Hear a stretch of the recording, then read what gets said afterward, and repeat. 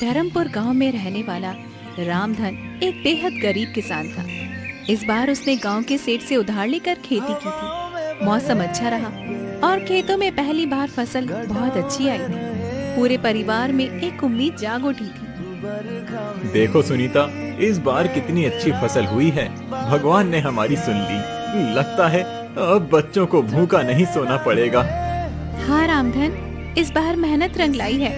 अब अगर फसल सही सलामत कट गई तो कुछ महीनों का चैन मिल जाएगा। पिताजी, क्या इस बार हम स्कूल जा पाएंगे? जरूर बेटा, अब तो तुझे अच्छे कपड़े और किताबें भी दिलवाऊंगा। पिताजी, मेरे लिए क्या लाओगे? बोलो ना पिताजी। तेरे लिए गुड़िया और नई चूड़ियाँ लाऊंगा। लेकिन शायद किस्मत को ये मुस्काने राज नहीं आई। शाम ढलते ही आसमान पर काले बादल घिर गए और तेज आंधी के साथ मूसलाधार बारिश शुरू हो गई। रामधन, जल्दी चलो, खेत में पानी भरने लगा है। हे भगवान, कहीं सब कुछ न बह जाए। रामधन भागकर खेत पहुंचा। वहां का दृश्य देखकर उसका दिल बैठ गया।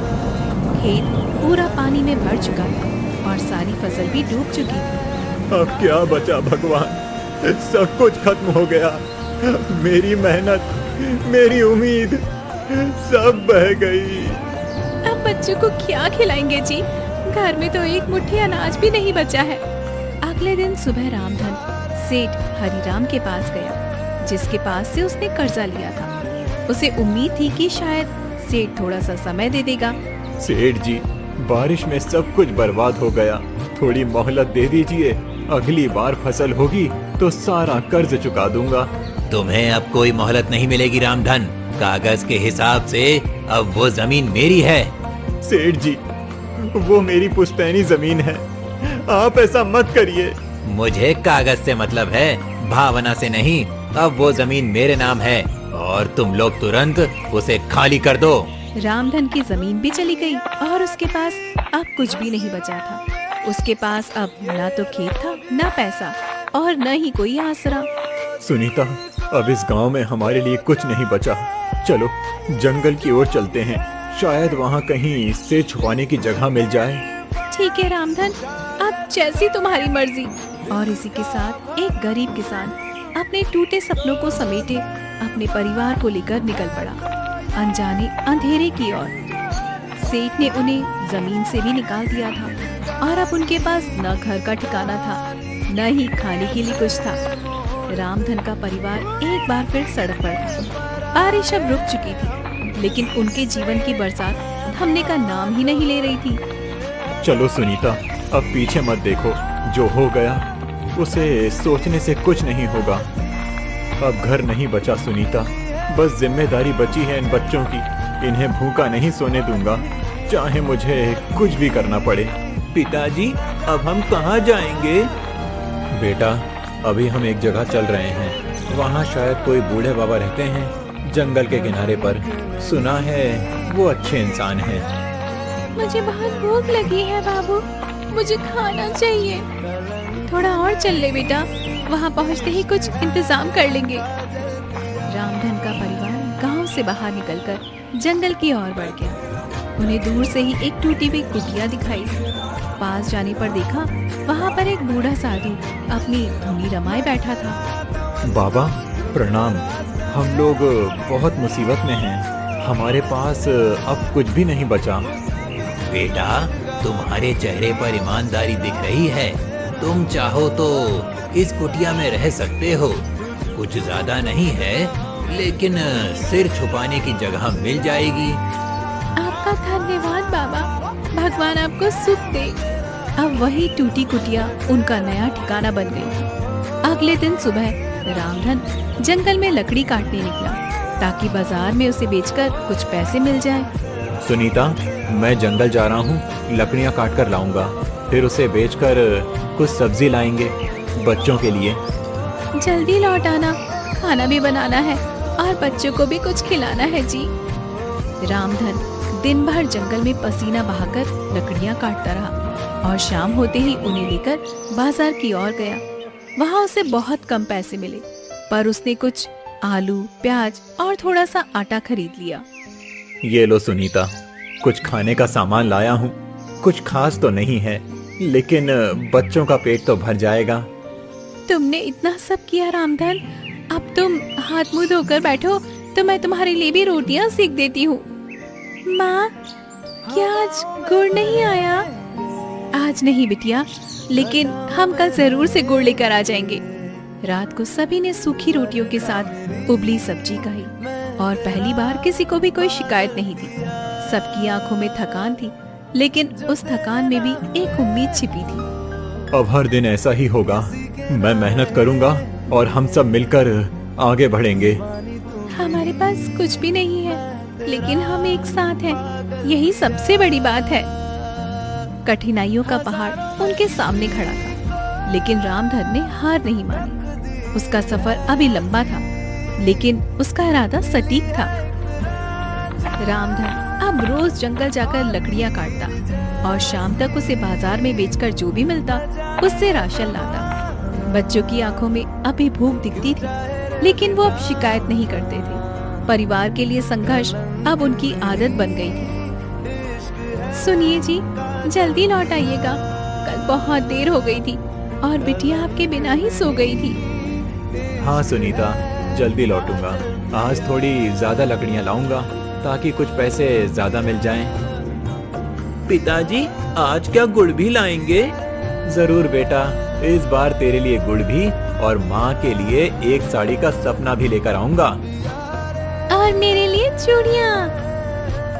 तुम्हारे लिए सबसे सुंदर चूड़ियाँ बिटिया, बस भगवान थोड़ा साथ दे।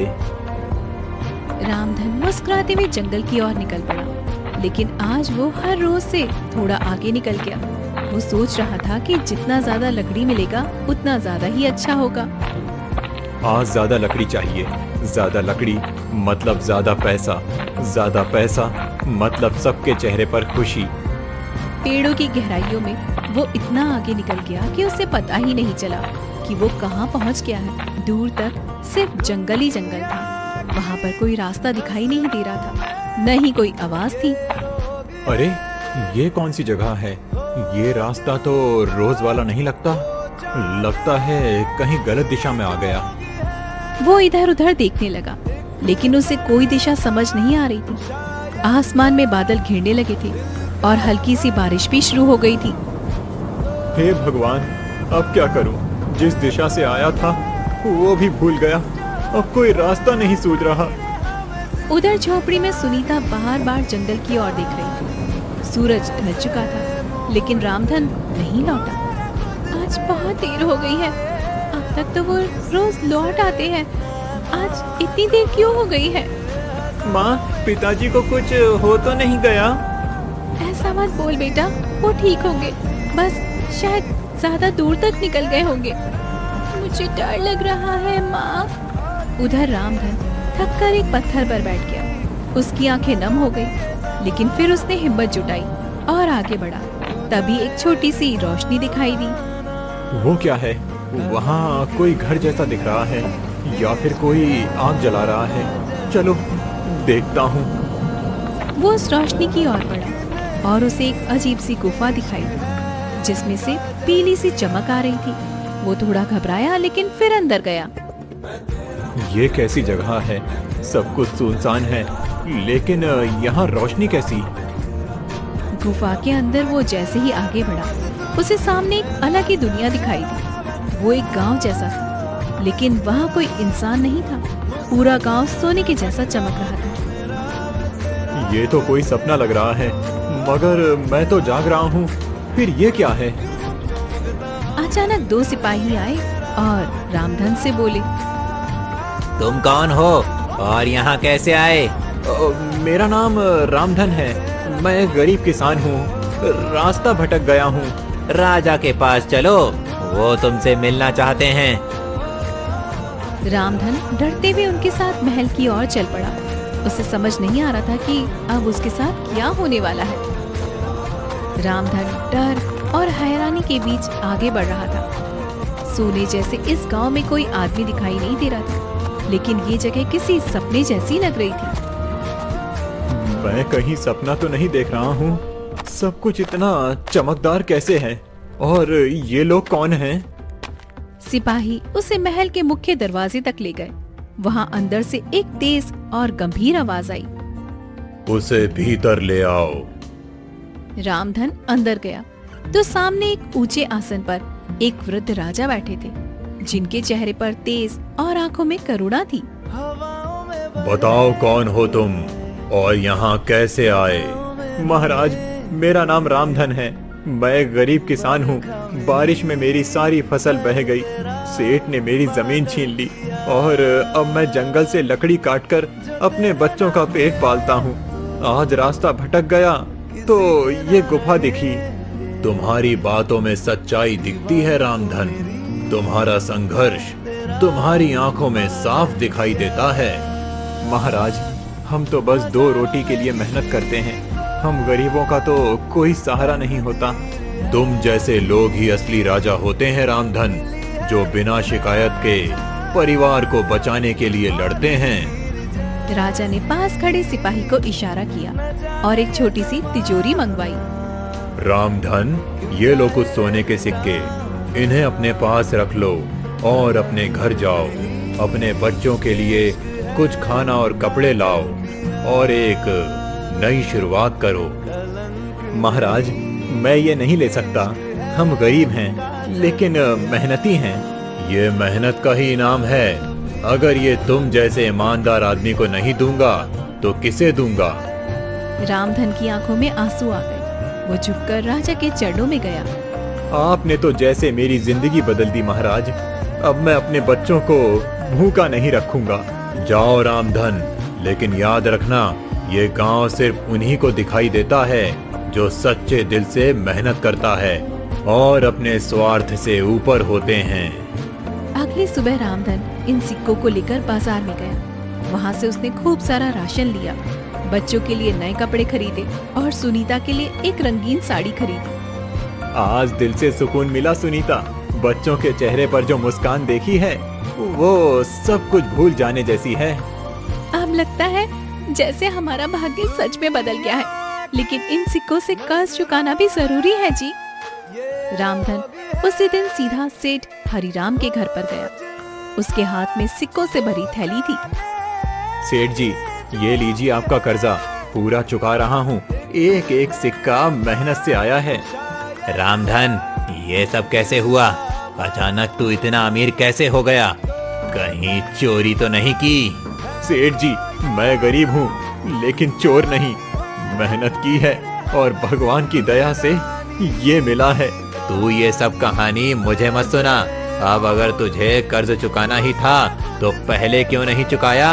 अब चुका दिया सेठ जी, और अब आप मेरी जमीन के कागज भी लौटा दीजिए। सेठ को शक था, लेकिन सामने सोने के सिक्के दिखकर वो चुप हो गया। जमीन के कागज लौटाए और रामधन वहाँ से निकल गया। पिताजी, अब क्या हम फिर से उसी खेत में काम करेंगे? हाँ बेटा, अब वो खेत फिर से हमारा है। अब हम उसमें मेहनत करेंगे, लेकिन एक और सपना भी है। सपना कैसा? मैं बस सिर्फ खेती नहीं करूँगा, लकड़ी बेचने का छोटा कारोबार भी शुरू करूँगा। जंगल से लकड़ी लाऊंगा और गांव में बेचूंगा। रामधन ने 2 दिन में लकड़ी बेचने का एक ठेला बनवाया और अब हर सुबह जंगल जाता और शाम को बाजार में बेचकर लकड़ियों को घर पे लौटता। धीरे धीरे उसके पास पैसा भी बढ़ने लगा और गांव वाले भी अब उसे सम्मान की नजर से देखने लगे। देखो, रामधन अब अमीर हो गया। लगता है भगवान की कुछ खास कृपा हुई है इस पर। लेकिन सेठ हरिराम को चैन नहीं पड़ा। वो रोज सोचता कि आखिर रामधन के पास अचानक इतना धन कहाँ से आ गया। उसने ठान लिया था कि अब वो इस रहस्य का पता लगाकर ही रहेगा। रामधन, अब मैं चुपचाप नहीं रहूंगा। मुझे भी देखना है ये पैसा आया कहाँ से। जरूर कोई राज है। एक दिन रामधन फिर से लकड़ी लेने जंगल गया और उसी रास्ते पर चला गया जिससे गुफा की ओर जाया जाता था। लेकिन पीछे पीछे सेठ भी छिपकर उसके पीछे आने लगा। आज फिर उसी रास्ते से जाऊंगा। राजा जी को धन्यवाद तो देना ही है। तो यही है रास्ता। तू यहीं से गया था, अब तो मैं भी तेरे पीछे पीछे चलूंगा। देखता हूँ क्या खेल है। कुछ ही दूर पर वो गुफा होगी। अब गुफा कहाँ है? दिखाई क्यों नहीं दे रही? लगता है किसी रहस्य में छुपा है सब। वो रही मेरी गुफा, वही जगह जहां मेरी तकदीर पलटी। तो तू यहीं आया था, अब मैं भी आऊंगा और जितना सोना मिलेगा सब मेरा होगा। हे भगवान, बस एक बार फिर उस राजा से मिलना हो जाए। अब तेरा भगवान नहीं, मेरा दिमाग चलेगा। मैं चुपचाप देखूंगा तू क्या करता है। राजा जी, क्या आप सुन रहे हैं? मैं फिर से आया हूँ। किससे बात कर रहा है ये? कोई है क्या भीतर? कौन हो तुम? मैं रामधन हूँ, राजा जी से मिलना है। ये आवाज कहाँ से आई? अंदर कोई सच में है? अंदर आओ, राजा जी तुम्हारी ही राह देख रहे हैं। हैं? ये लोग तो इसे जानते हैं पहले से। ये जरूर कोई बड़ा राज है। मैं बहुत आभारी हूँ राजा जी का, उन्होंने मेरे जीवन को रोशनी दी। अब बहुत देख लिया, अब मेरी बारी है। सेठ धीरे से गुफा की ओर बढ़ा। जैसे ही वो अंदर जाने लगा, एक तेज चमक प्रकट हुई और चारों ओर अंधेरा छा गया। रुको, कौन हो तुम? मैं सेठ हरिराम हूँ, मुझे भी राजा से मिलना है। तुम्हारे अंदर लालच की गंध है, राजा ऐसे लोगों से नहीं मिलते। मैं जानता हूँ रामधन को ये सब कैसे मिला। उसे उसकी ईमानदारी ने दिया और तुम्हें तुम्हारा लालच यहाँ से दूर ले जाएगा। नहीं, मैं भी वही चाहता हूँ जो उसे मिला। तुमने गरीबों की जमीन छीनी और अब उसे भी छीनना चाहते हो। ये जगह तुम्हारे लिए नहीं है। राजा के आदेश पर तुम्हें बंदी बनाया जाता है। नहीं, ये अन्याय है। मैं कुछ नहीं कर रहा था।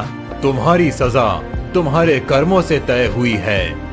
सेठ को सैनिक पकड़कर अंधेरे में ले गए और गुफा फिर से शांत हो गई। राजा जी, आपने इंसाफ किया। वो आदमी दूसरों की तकदीर चुराता था और तुम दूसरों के लिए मेहनत करते हो।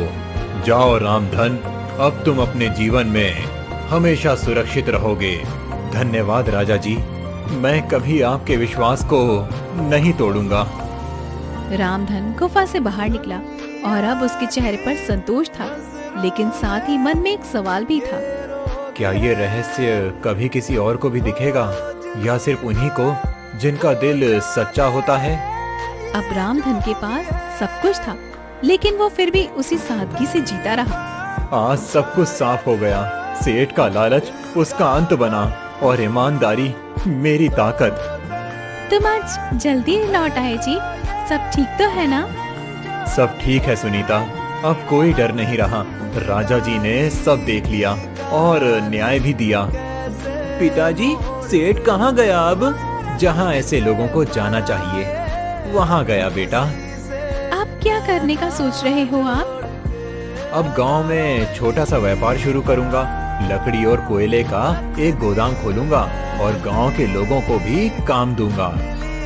अगले दिन से रामधन ने एक छोटी सी दुकान किराए पर ली। कुछ लकड़ियां जंगल से लाकर वहां पर बेचना शुरू किया। लोगों को अच्छा सामान मिला और रामधन को मेहनत की इज्जत मिलने लगी। रामधन भाई, तुम्हारा माल तो बढ़िया होता है।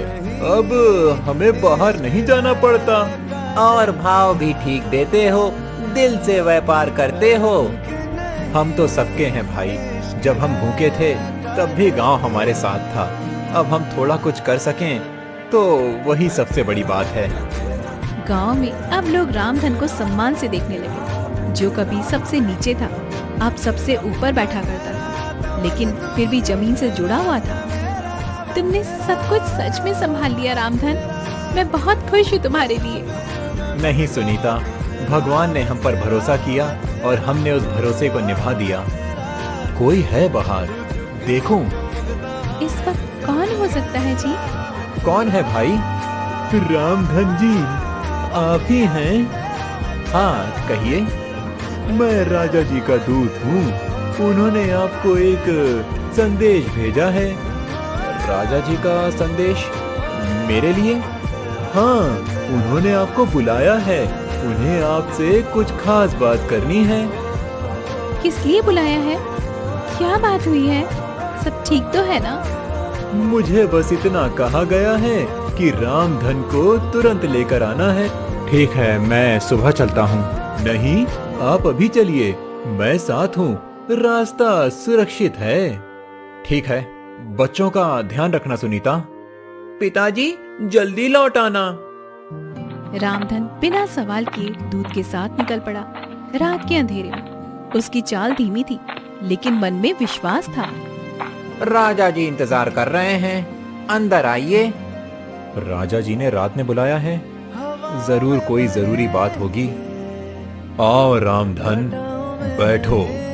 प्रणाम महाराज, आपने मुझे याद किया? रामधन, हम कई दिनों से देख रहे हैं, तुमने जिस तरह से जिंदगी को फिर से खड़ा किया है वो बहुत प्रेरणादायक है। महाराज, आपने जिस दिन मदद की उसी दिन मेरी किस्मत बदली। हमारे पास अब ज्यादा उम्र नहीं बची और कोई वारिस भी नहीं है। हम चाहते हैं कि तुम हमारे उत्तराधिकारी बनो। मैं राजगद्दी पर बैठूं? ये कैसे संभव है? हमने तुम्हारे व्यवहार, ईमानदारी और परिश्रम को परखा है और यही गुण एक सच्चे राजा में होने चाहिए। मुझे सोचने का समय दीजिए महाराज।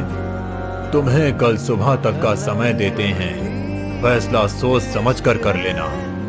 रामधन महल से बाहर निकला। उसके मन में सवालों की बाढ़ थी, लेकिन साथ ही एक नई उम्मीद भी थी। रामधन, क्या फैसला किया तुमने? महाराज, मैं रात भर सोचता रहा। ये गद्दी एक जिम्मेदारी है, मैंने कभी इसका सपनों में भी नहीं सोचा था।